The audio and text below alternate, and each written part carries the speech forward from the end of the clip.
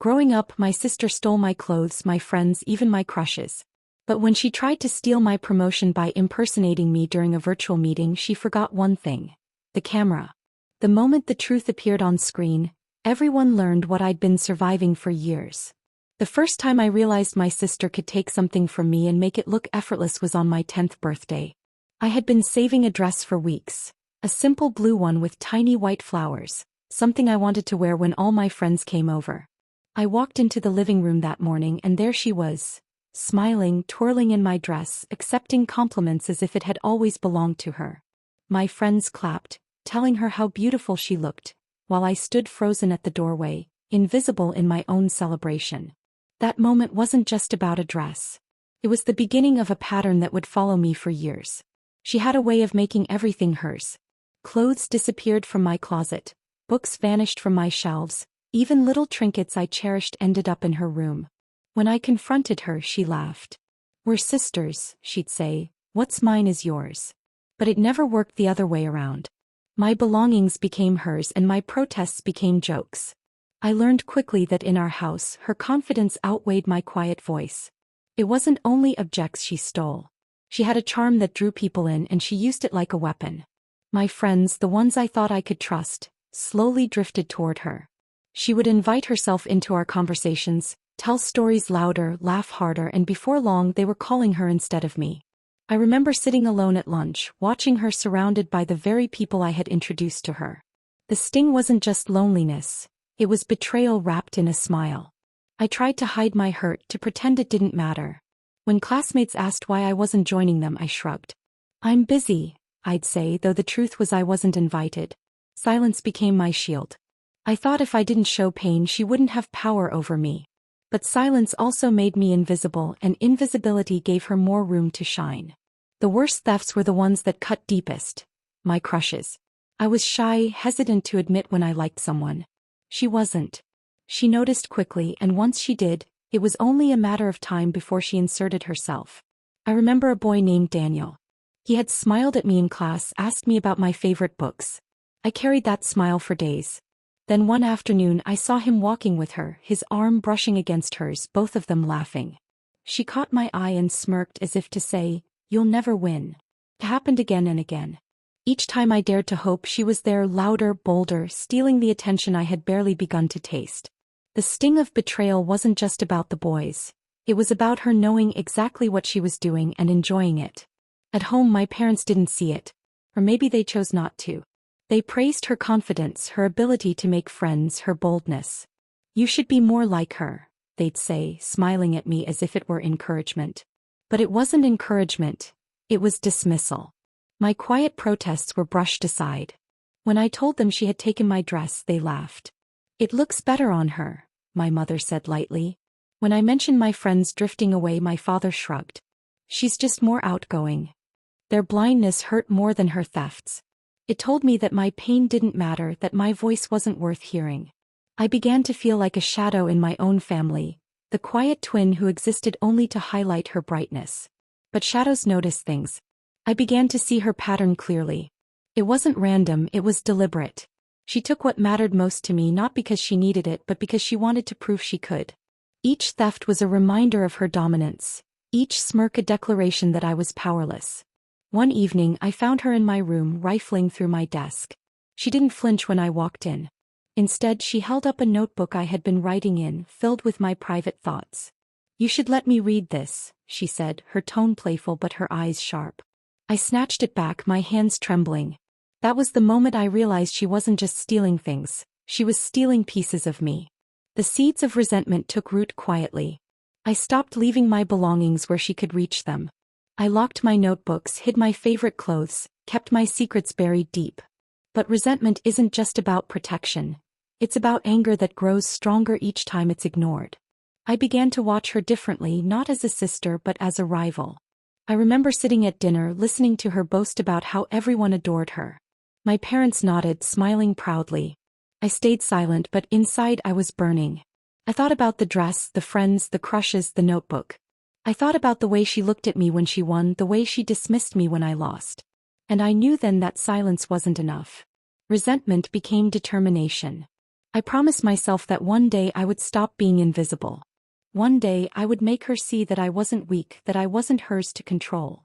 The seeds she planted with every theft were growing into something stronger.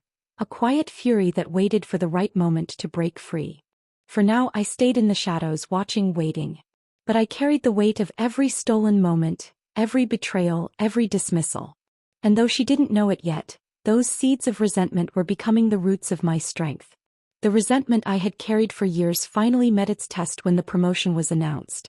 My manager scheduled a virtual meeting to evaluate candidates, and my name was on the shortlist. For weeks I prepared, late nights spent refining presentations, rehearsing answers, and imagining the moment when my quiet persistence would finally be recognized. This wasn't just a career step. It was proof that I could stand on my own, away from her shadow. The morning of the meeting I dressed carefully even though it was online. A crisp blouse, hair neatly tied back, notes arranged beside me. My heart raced with anticipation.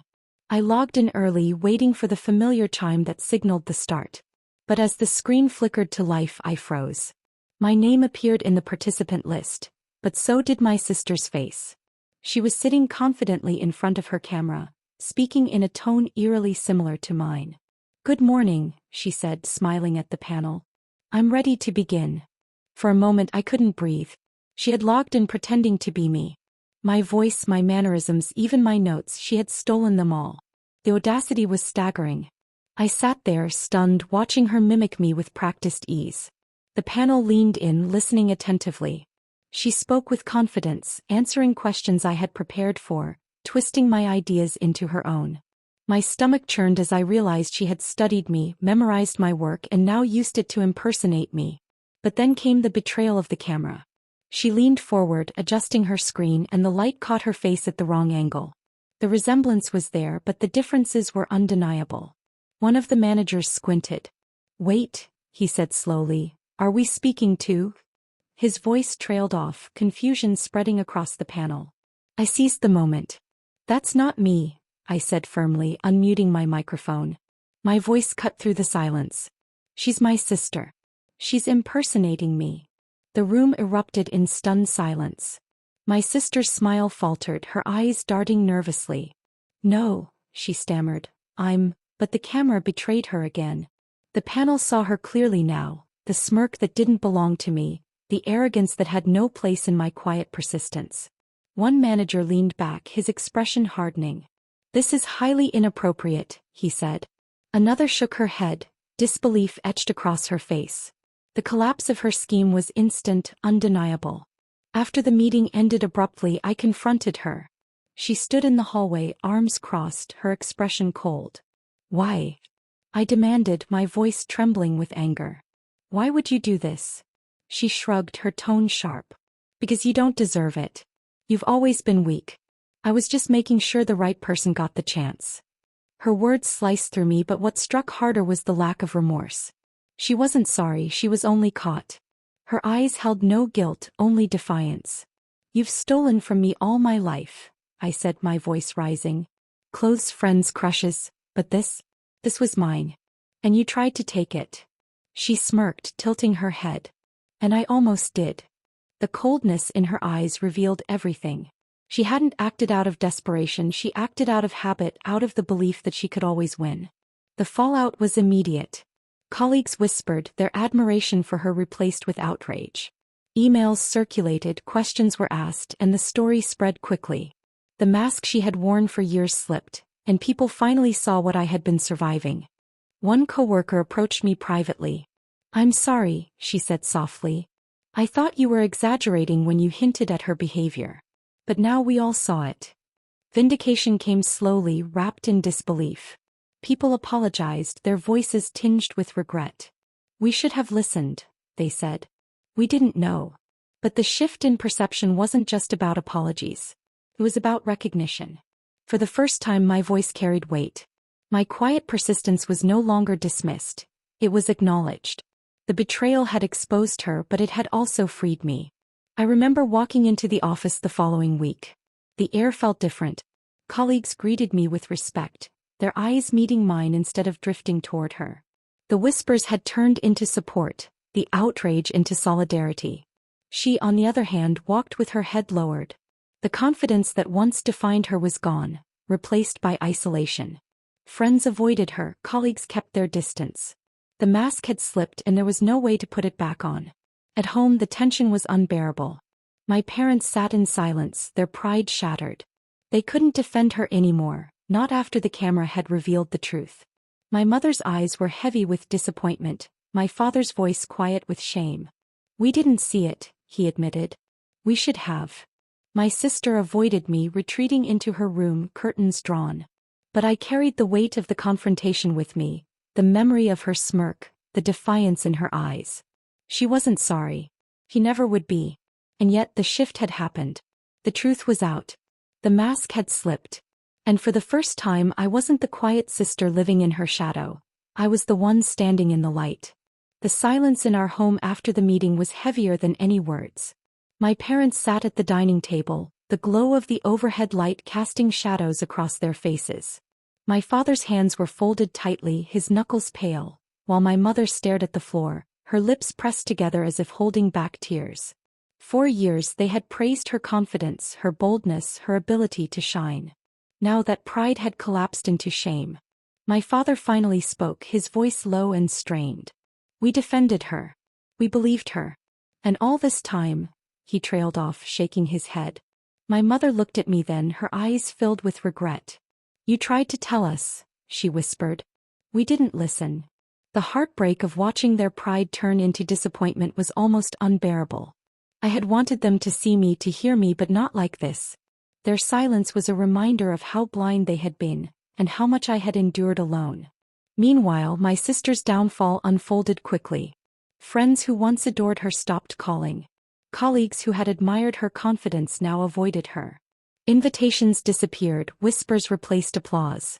She walked through town with her head lowered, her once bright presence dimmed into something hollow. The confident sister who had thrived on admiration became a shadow, stripped of the respect she had built on lies. I watched her isolation grow. She spent hours in her room, curtains drawn, the sound of silence pressing against the walls. The girl who had stolen my clothes, my friends, my crushes, and now my career opportunity was finally living in the ruins of her own choices. For me, vindication came slowly, wrapped in bittersweet moments. Neighbors who had dismissed me began to apologize. "We should have believed you," Mrs. Carter said softly one afternoon, her voice trembling. "I thought you were exaggerating, but now—" She shook her head, unable to finish. Colleagues sent messages of support, their words tinged with regret. "We didn't realize what you were going through," one wrote. "You've shown incredible strength." Each apology carried weight, but none erased the years of silence, the nights I spent doubting myself, wondering if I was imagining her sabotage. Vindication was real, but it came with sorrow. I hadn't wanted to be right in this way. Still, my quiet persistence finally carried weight. People listened when I spoke. My voice, once ignored, now mattered. It was a strange feeling, empowering yet heavy. I had fought for recognition, but the cost had been high. Closure came in unexpected ways. One evening, I stood in front of the mirror, looking at myself not as the quiet sister, but as someone who had survived betrayal and exposed the truth. I realized then that justice wasn't just about her downfall. It was about reclaiming my identity. I confronted her one last time. She sat on the edge of her bed, her face pale, her eyes empty.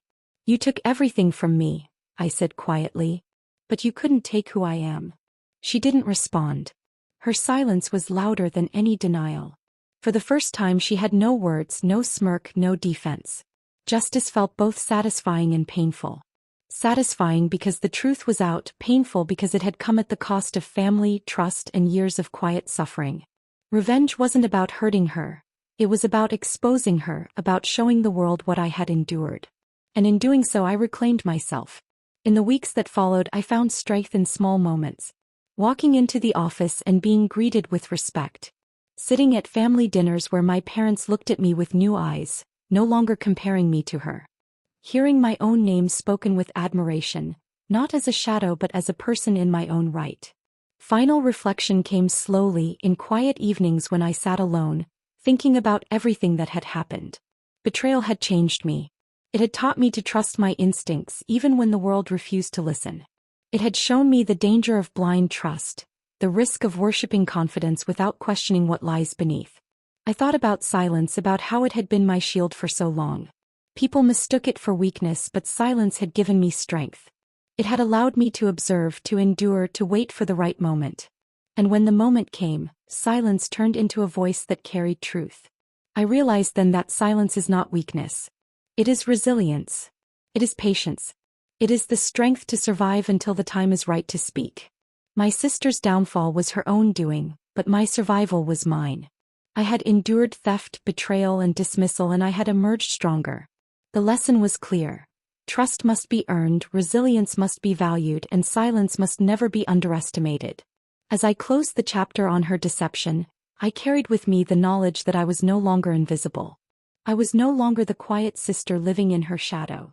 I was myself, seen, heard, and stronger than ever.